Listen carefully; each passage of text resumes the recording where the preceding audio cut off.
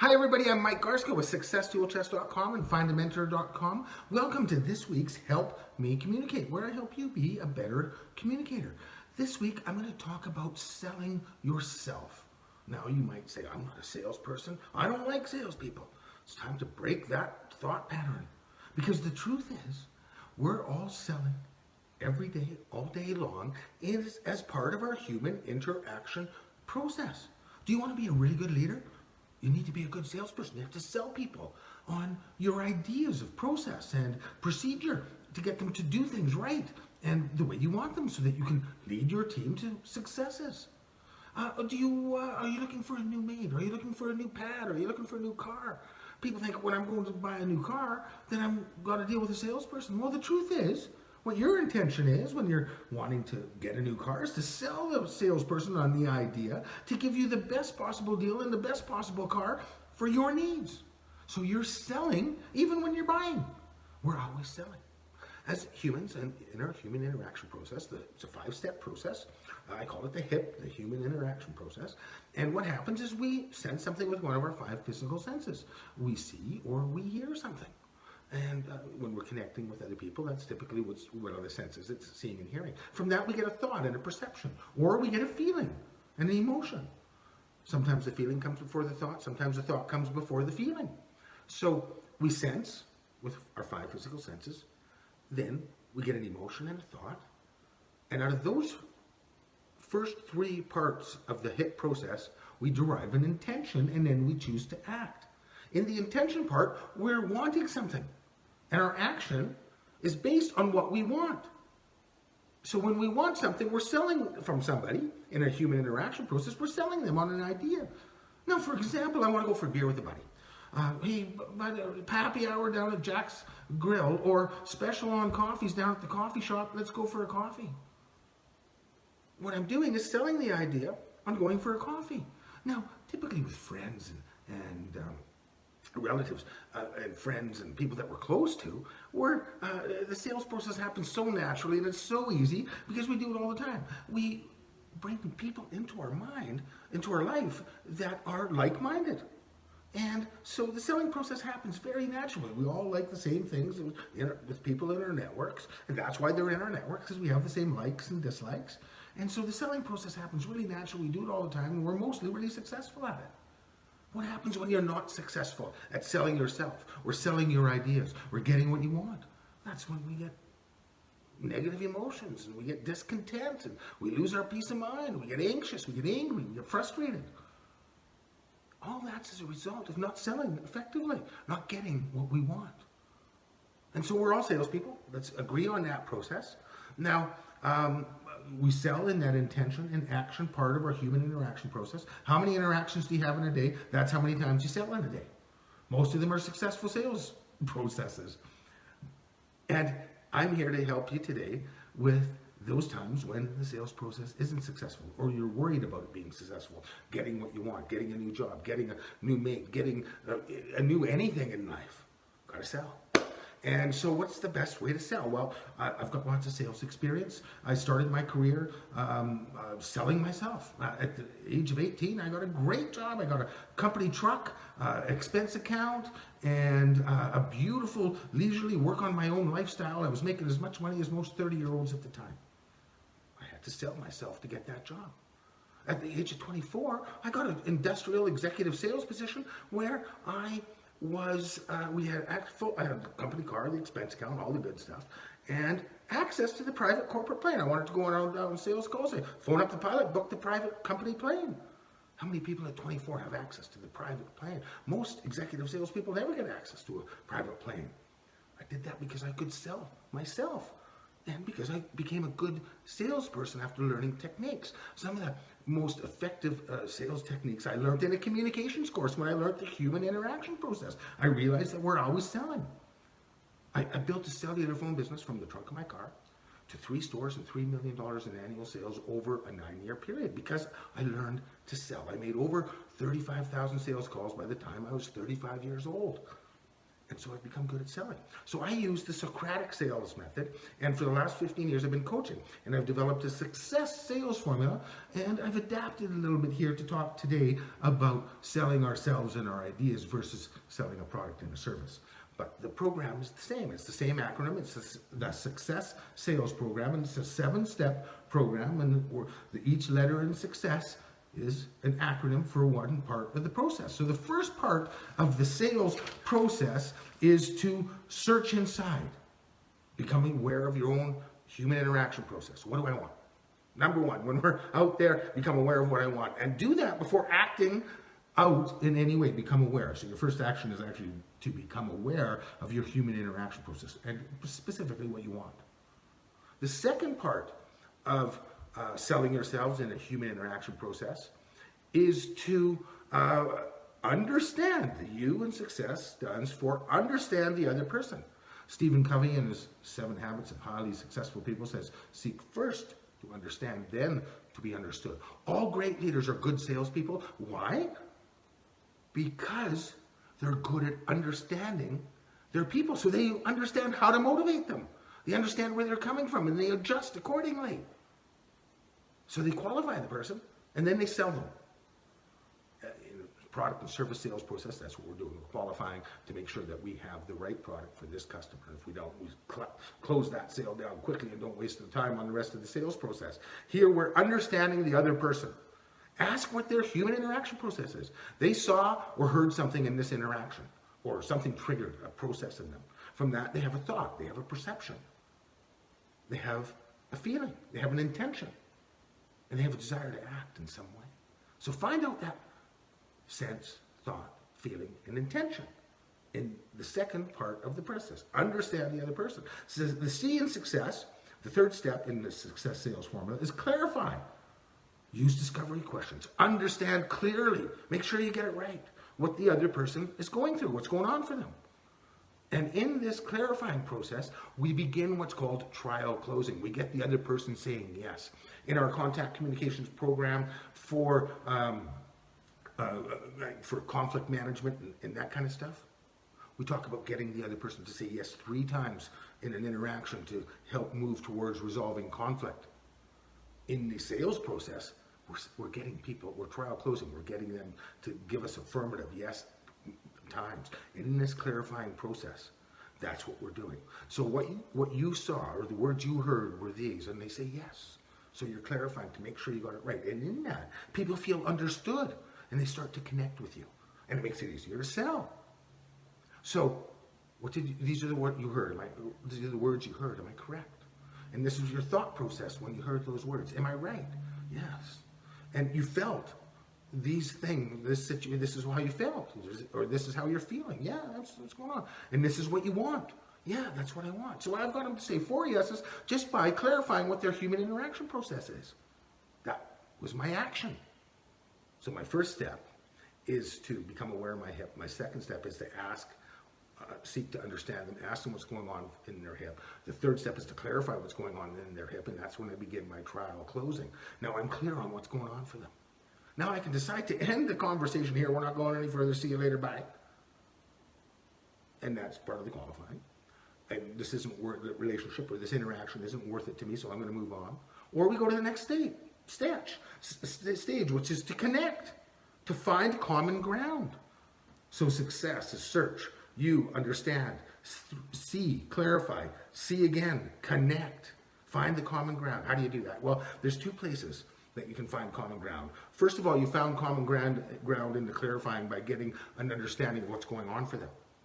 Now, where we connect is in the feeling and the intention part of the process. Now, the feeling, because there's a finite spectrum of emotion that all humans feel. So every emotion that another person has felt, you have felt at some point in your life. So connect on that level. Okay, so you said you're feeling frustrated, or you're feeling excited, whatever it is. I know what I got excited when this happened, or I felt frustrated when this happened. So I understand your frustration. Let's try and work through that. I want you not to feel frustrated.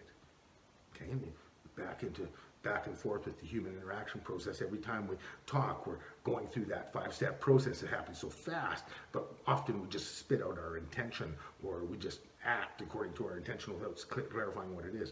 Having said that, I want to I want to you to know that I understand how you're feeling in this part of the process. I'm connecting.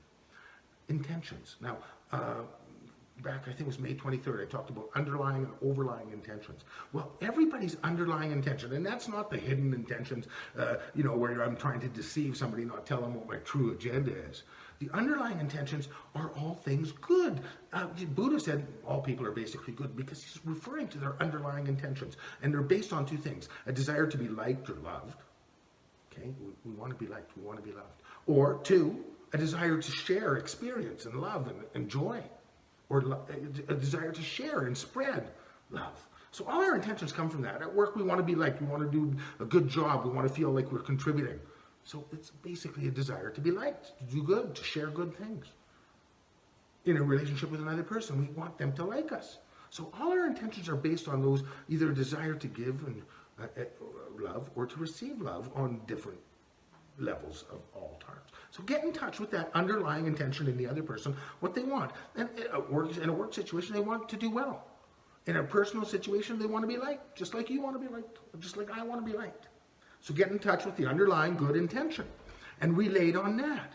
So that's in this connect part. We connect on the emotions because we have felt the feeling that they felt, maybe not in the same situation, but we have felt that feeling. So connect on that. Connect on the good part of intention. Overlying intentions, by the way, are I want you to feel angry because I'm angry right now. But underneath, I'm wanting to feel liked. And I'm thinking that if I make you feel angry, you'll understand what's going on for me, so you'll start to like me, or you'll do things different, and you're not going to hurt somebody else. But the underlying intention is to get good things always, even if we're frustrated, angry, and trying to make other people angry to teach them a lesson. But still, there's that underlying intention. And that's what you focus on in the common ground. The E in success stands for execute. Close the sale, ask for the order. That's what a salesperson does once they've got you going in that understanding and that clarifying and that connecting sections, in those three sections. They're getting the yeses, they're getting clear. And when you're selling with integrity and honesty, you're selling to that. And if you don't have a product that fits that person's desires, their needs, their wants, then hopefully a salesperson with integrity will recommend you to someplace to go get that, what you need and what you want. And they'll stop the sales process and stop wasting their time and your time. Same thing goes in a human interaction process when you're, selling anybody on the idea of going on a holiday or going for a drink. If it's not going to work, cut the losses, move on to the next idea, or move on to the next interaction, human interaction. But to execute, you simply agree. You've got agreement on the common ground. You've got an understanding, and you start to search. What's your solution? Here's my ideas. Offer a couple of solutions. Get agreement on that common good intention and how you're going to move forward on that common good intention, so that you both feel better, so you both get what you want. Look for win-wins. In the execution, that's what you're solidifying that solution. And most of that solution was found in understanding the intentions of each person and looking for that common ground. And so it makes it easy to move into this execution part of the sales process. And you agree to what you're going to do moving forward. You agree to a solution if it's a conflict. You agree to buying this product, or to the other person buying this product or service if you're actually in a physical selling something physical or a service. You agree to what you're doing. The third S, or the second S in success, stands for survey. Survey the other person. Make sure that things haven't changed. You constantly check in. Things change all the time. One of the most important rules of being successful is to keep your agreements, and when you can't keep your agreements, renegotiate. Well, things change all the time. Things come up so that we can't keep an agreement that we agreed to in the execute part of the sales process. If one of the two people, or one of the group of people, doesn't keep their agreement, whether it's you, a simple example. I've got a meeting at 8 o'clock, I'm going to be late. Side in traffic, I'm going to be 5 minutes late. Before that time happens, and even if it's 5 minutes, I phone 1 minute to 8. I say, hey, sorry, I'm caught in traffic, I'm going to be 5 minutes late. And I renegotiate my agreement, what we agreed to. In the previous human interaction process, we agreed to meet at 8 o'clock. I broke that agreement. I sold them on the idea of meeting at 8 o'clock, or they sold me. Either way, we agreed to it. And I can't keep my agreement. I renegotiate and go through this process very quickly. The search, understand, clarify, connect, and execute in a statement. I'm going to be 5 minutes late. Hope you're okay. See you then. And I've renegotiated that. Now, I might get agreement. I might not. Somebody might say, no, if you're not here 5 minutes, see you, don't come. And it's never happened to me when I've renegotiated before the deadline came. So renegotiate. If you notice that somebody else can't, for whatever reason, can't keep that commitment, whatever the commitment was, renegotiate as soon as you realize it. That's the purpose of the survey part of the sales process. To solidify and to keep things healthy and moving forward in the relationship. The last part of the success formula, the last S, stands for solidify with positive affirmation. When I tell you you're an asshole, what happens? You put it right back, well, you're an asshole. Comes right back at us. And we build negative energy based on overlying intentions that are superficial. We're trying to get to be liked. We're trying to get agreement. That's natural human process. We want to live in peace of mind. And the best way to continue to maintain relationships and live in peace of mind is to give people positive affirmation. When I tell you, hey, you look fabulous today. How do you feel? You feel good. When I tell you, great job. You want to do a good job again. When I tell you, wow, I really like the way you handled that situation. You want to handle situations like that again. We like positive affirmation. So give it. A good salesperson is constantly telling people what they like about them and when they notice that they're doing a good job. A good leader is constantly telling people that they're doing a good job. And the more people get told they do a good job, the more they want to do a good job. So solidify with positive affirmation. If you want to be a good salesman, and remember, you're selling in every human interaction process, follow this process. Search inside, understand your hip, and particularly your intention before you speak. And the first word you speak should be to understand. The success is to search. You, the S is to search. U is to understand the other person. Find out about their hip. And find out about their agenda. That's understanding them. Then C, clarify. And here you begin the trial closes. You get them starting to say yes. You clarify that you're understanding what they sensed, what they heard and saw.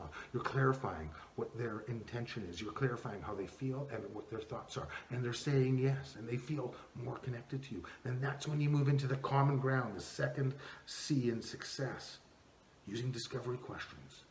Oh, you felt that way. I felt this way once. Oh, your intention is to do a good job. My intention is to do a good job too. Or your intention is to have fun at this event. Well, my intention is to have fun at this event as well. And you connect on common ground. And then you execute. Okay, so what are we going to do to have fun at this common event? What are we going to do to do well at work? And after the common ground, you execute those things. You make agreements and you move forward. You agree to a solution, to a resolution, or to a move forward process. That's the execution. Then you survey to make sure that everything stays the same, because things change all the time. Things come up. We have to, can't keep an agreement. We have to renegotiate. So keep your agreements and renegotiate if you can't, using that search, understand, clarify, and connect and execute 5-step process. You go back and forth. If you find in the survey part that you need to do that again, you do it again. If you find that somebody else can't keep their agreement for whatever reason, incapacity, or something came up beyond their control, renegotiate. Start the process before anybody realizes that this process needs to be started. The second you realize an agreement has to be broken, renegotiate.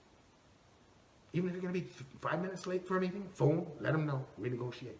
It builds credibility. Builds trust, integrity, honesty.